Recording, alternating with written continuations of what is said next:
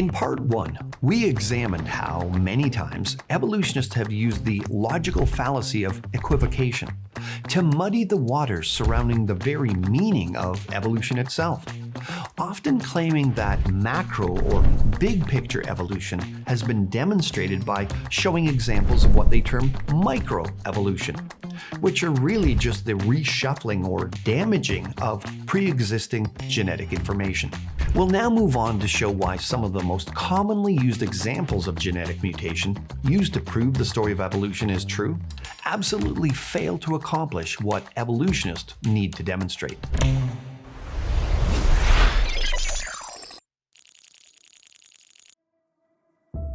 An often used example of having observed evolution are the ever-popular examples of bacterial resistance, which is actually a big problem in the medical world.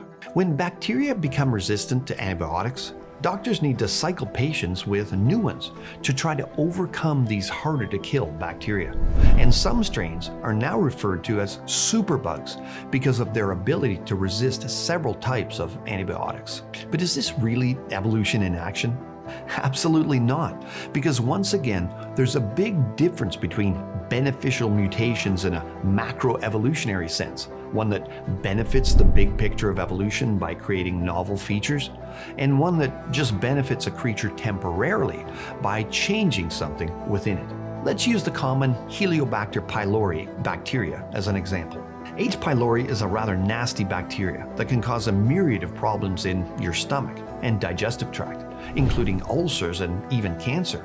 And a common treatment is the use of antibiotics, which work by taking advantage of a naturally occurring enzyme within H. pylori that converts the antibiotic into a poison, and this is what kills the bacteria. However, some H. pylori have a genetic mutation, resulting in a lack of the naturally occurring enzyme.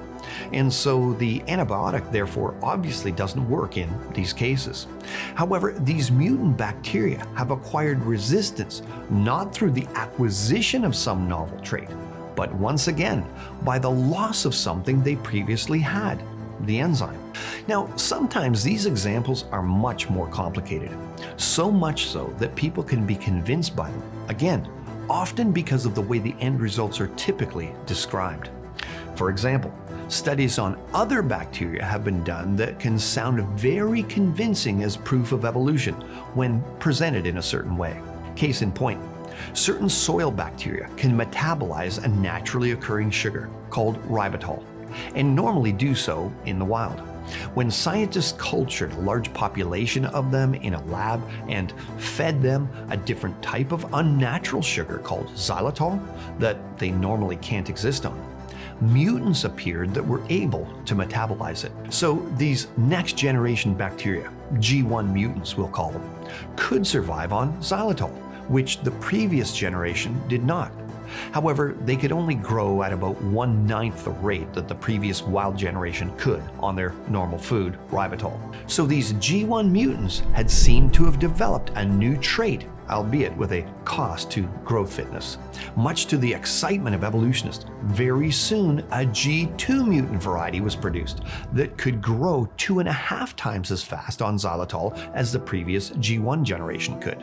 These G2 mutants had developed an increase in growth fitness over the previous generation, and this still wasn't quite as high as the wild type. Surely this was evolution in action.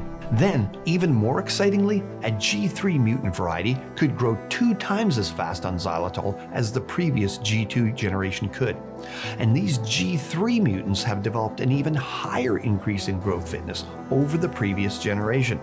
Still not as high as the original wild type, however. The researchers concluded that all 3 mutant generations were each the result of a single nucleotide substitution, or point mutation. The overall results demonstrated the first mutation enabled the bacteria to survive on a nutrient it didn't survive on previously, and that the next 2 mutations improved on its ability to use it. Surely this was now a textbook example of neo-Darwinian evolution, as it supposedly demonstrated new traits and abilities coming into existence via natural selection and genetic mutation working in tandem. Exactly what evolutionists predicted.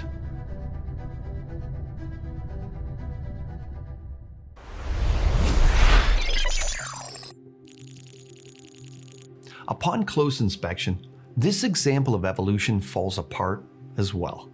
Because all three of the point mutations that caused the observed effects in the bacteria were caused by a disabling or degrading of functions they already had, rather than an acquisition of new ones.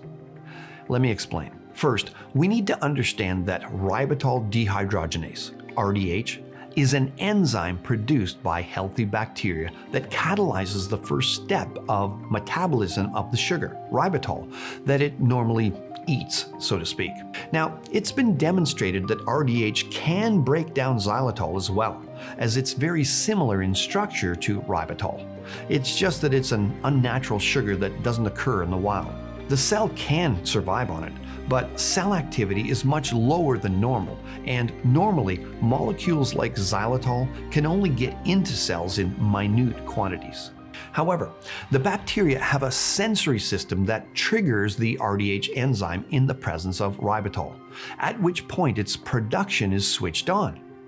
And the cell also has a transport system in the form of a permease enzyme that's also activated by the presence of ribitol.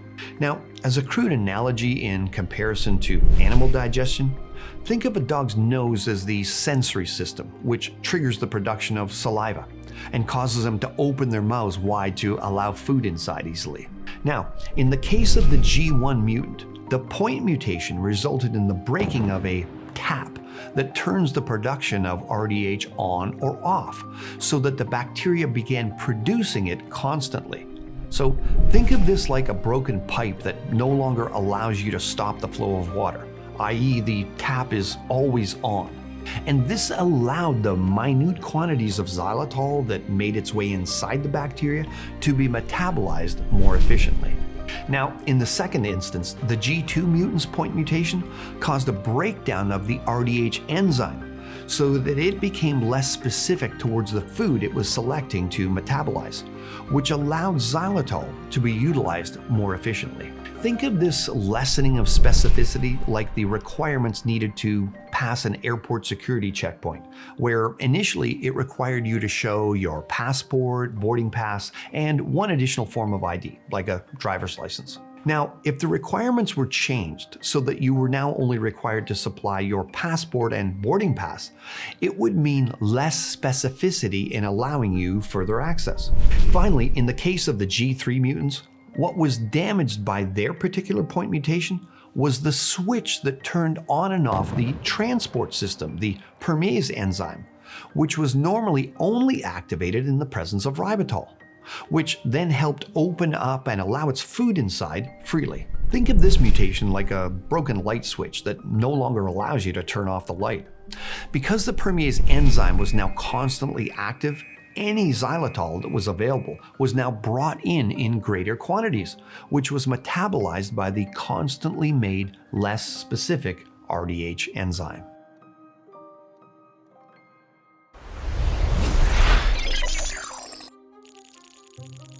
So, despite what the initial interpretation concluded, that these bacteria were somehow evolving, the final analysis once again highlights just the opposite. These G1, G2, and 3 bacteria don't have anything new. They just have a broken pipe for the manufacture of RDH enzyme, a less specific and degraded RDH enzyme, and a damaged broken switch for their food transportation enzyme. These bacteria survive and improve fitness in that particular artificial environment only because of an increasing overall loss of specific functionality. They'd likely fail miserably in the wild. Just think about it. Could these 3 steps, performed in under months in a lab, serve as a model that could lead to the evolution of all the life forms that have ever existed on the planet? Absolutely not. And yet these examples I've mentioned are the types of evidence shown in textbooks, given in lectures, and put forth against us on our social media comment sections constantly as so-called proof of evolution having been observed. And yet, in evolutionists' own writings, you can see many examples where they'll admit they don't truly understand how novel traits could arise through natural selection or mutations, as this quote from Trends in Genetics demonstrates. Nonetheless, most studies of recent evolution involve the loss of traits, and we still understand little of the genetic changes needed in the origin of novel traits. The bottom line is, what we've observed is that mutations only alter current traits. They've never been observed to add novel ones. It's not as if creationists don't understand that trade-offs naturally occur in nature as organisms adapt to their environment. But these adaptations are non-directional in the macro sense, because typically they result in the overall fitness of organisms decreasing through the degeneration and/or loss of genetic information. And again, this admission is in evolutionary literature. Many of the well-studied examples of adaptive evolution have involved trait loss, such as the loss of bony structures in freshwater stickleback populations and the reduction of pigmentation and eyes in cavefish. However, over the broad sweep of evolutionary time, what we would really like to explain is the gain of complexity and the origins of novel adaptations. Indeed, the evidence for either micro or macro evolution is so bad that evolutionists are willing to sometimes admit their use of semantics in rather silly ways, just to cling to the idea that they possess observational proof for their belief system. Of course, to some extent, the difference between loss and gain could be a question of semantics. So for example, the loss of trichomes, hair-like appendages on flies, could be called gain of naked cuticle. Seriously, if it isn't obvious that 1. A loss of a feature on the surface of a creature, which then results in 2. That creature having a surface that doesn't contain said lost feature, is 3. Supposedly proof of evolution? I'd say to my evolution-believing friends that the joke's on you. So-called beneficial mutations are not a mechanism for evolution in any sense, micro or macro, which is why we don't use those terms, as evolution somewhere along the way requires the gaining of new traits, not simply losing ones they previously had. As always, what we see in the world matches what we see in God's Word.